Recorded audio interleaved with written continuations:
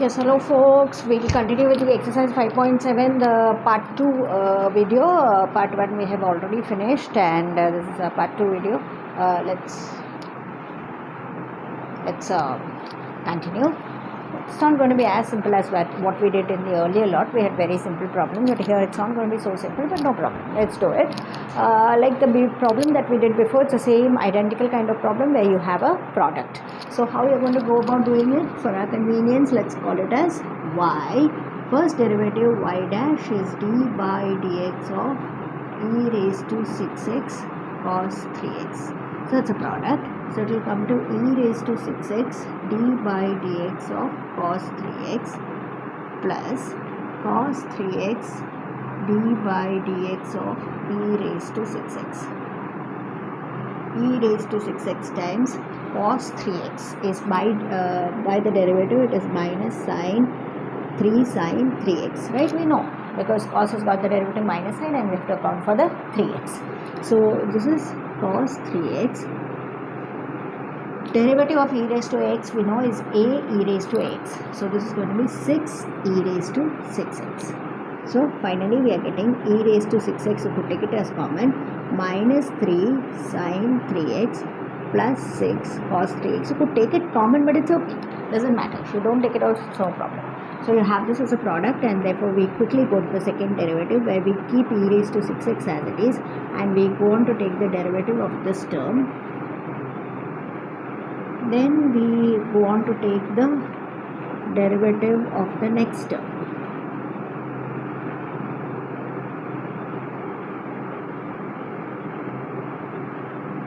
Yeah, so let's see how this is coming. E raised to 6x, derivative of both these, isn't it?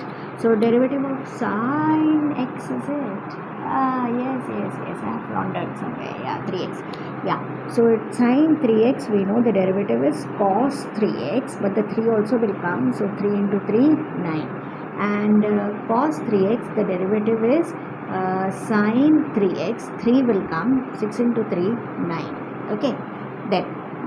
This of course there is no change, minus 3 sine 3x plus 6 cos 3x, derivative of e raised to 6x is 6 e raised to 6x. So what we are going to do is, overall we are going to take things common out. E raised to 6x definitely is common, and then let's see what coefficient we can comfortably take out common. 9 is there in both these cases, and here the 6 3s are 18, 6 6 are 36. Definitely you can take 9 out. So let's take 9 out and let's see what are the leftover terms. The leftover term here is minus cos 3x. Leftover term here is minus sine 3x. Leftover term here is what? 6 3s are 18, 9 has gone out, so 2. Minus 2 sine 3x. Then 6 6 are 36, 9 has gone out, 4 cos 3x. So what will come here? It will be 3. Yeah. So 9 e raised to 6x, 3 cos 3x. And what will be there here? Minus 3. So, but that I'm not so happy. I must check the answer and then I will get back. Sine is minus 3 and this is plus 3. I will check.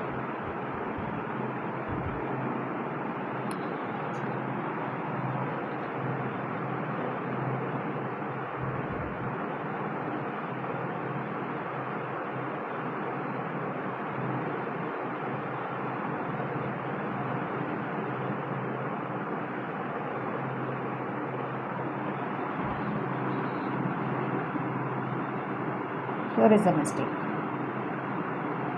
Okay, 9 is there, that's all 2. Okay. And 36, so here it is 4. Here it's 9. Okay, let's have an overall check. This is fine and this is fine. This is okay. Then this we have minus 3 sine 3x, 6 cos 3x. That's just a step. So this is going to be minus 9 cos 3x, yes, and this is the mistake. 6 into 3, yeah, 6 into 3, it's going to be 18. That's a mistake. So what will happen? Because here already you have had the this to go out, so here it's going to be 18, so 2 will be left. So that 2 and this 2 will make it 4 sine 3x. That's it. So that's your answer for the second derivative. Then we have tan inverse x as our next thing. So let's call it as y. Let y be tan inverse x. Our first derivative, we all know, is 1 by 1 plus x squared.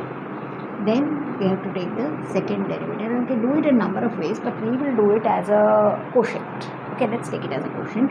And we know in quotient rule what we do: denominator into derivative of the numerator minus numerator into derivative of the denominator. That's how we will learn it, right? Because you remember, see, what was it? V into u dash minus u into v dash by v squared. So denominator into derivative of the numerator minus numerator into derivative of the denominator by denominator square. Okay, so that way also we can learn it every time u and v we know. We are not small children, that every time u v, that's not necessary. We can also use this, the general concept and do it that way. So this is how we are getting it. It's just, just to see how it is. So 1 plus x squared, and derivative of 1, because it's a constant, is 0, so this term is wiped out, and you have derivative of 1 plus x squared. 1 doesn't have a derivative 0, x squared has a derivative 2x, so 0 plus 2x by 1 plus x squared whole squared. So finally your derivative is minus 2x by 1 plus x squared whole squared. That's it. So that's what we get in this problem number 8. Now we can move to the problem number 9, log x. I had told you log x, when we did it that time itself, I told you we have to remember it as 1 by x log x. And why we have done it, that we have done it in the point 4 exercise, we can refer there. Why I told you that time itself, every time we will require it, so we will learn it like that. So the very first derivative for log x, the derivative is 1 by x log x, and we have done it at length in the exercise 5.4. There we have done this, and that's how we are getting it as x log x. So the 1 by x log x. Now we are taking the derivative, we are doing the same thing. Yeah, we are taking the derivative, we are going to use the same logic. Denominator into derivative of the numerator minus numerator into derivative of the denominator by denominator square. So this term goes 0. Why? Because derivative of 1 is 0 and anything into 0 is 0. So that term we will not take at all. Now here when you have to take the derivative, it's a product. So you are going to get minus x into derivative of log x minus log x into derivative of x by x log x whole square. First term has gone, it has become, because this term is 0. Anything into 0 is 0. So like that we don't have that term at all. Okay, now this is quite simple. Log x derivative is 1 by x, and this is minus log x. Why has this minus come? Okay, fine. And derivative of x is 1 whole by x log x the whole squared. So this is becoming 1. You can write it as minus 1 plus log x by x log x the whole squared. Right. So that's about it. And that's the 9th problem. Now we come to the 10th problem, which is sine log x. Okay. Sine log x, similarly, first for our convenience, we will call it as y. And check now how this can come. Yeah, sine log x. So with time we will be able to do it fast. But now because we are beginners, we may not be able to do it fast. So maybe we can make an assumption on chain rule and then get it done. So let maybe u be log x. So y will become sine u. Like that, du by dx, we know derivative is 1 by x. Dy by du, we know derivative is cos. Like that, we can get dy by dx, or y dash actually. That is dy by du into du by dx. Dy by du is cos u, and du by dx is 1 by.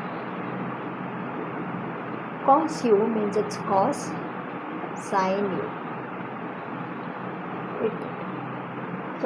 Cos u means it is cos log x, sorry, by x. Very logical. Derivative of cos, sine is cos, and derivative of log x is 1 by x. It's just that much. So dy by dx or y dash. Now y double dash is d squared y by dx squared. Same way. We will have derivative of x into derivative of cos log x minus cos log x derivative of x by x squared. So for our simplicity, let's call b as cos log x, and let u be log x as before. So v becomes what? v becomes cos u. So what is du by dx? That is 1 by x as we did before. And what is dv by du? It will become what? It will become minus sine u.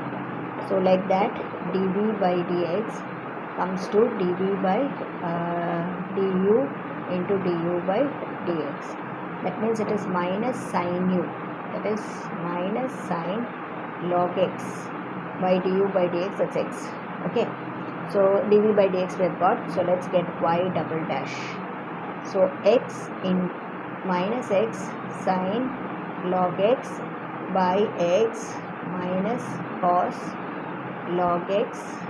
Derivative of x was 1. The whole divided by x squared. So this will cancel. Your final answer is minus sine log x minus cos log x by x squared. Yes, that's what's seen. Minus sine log x.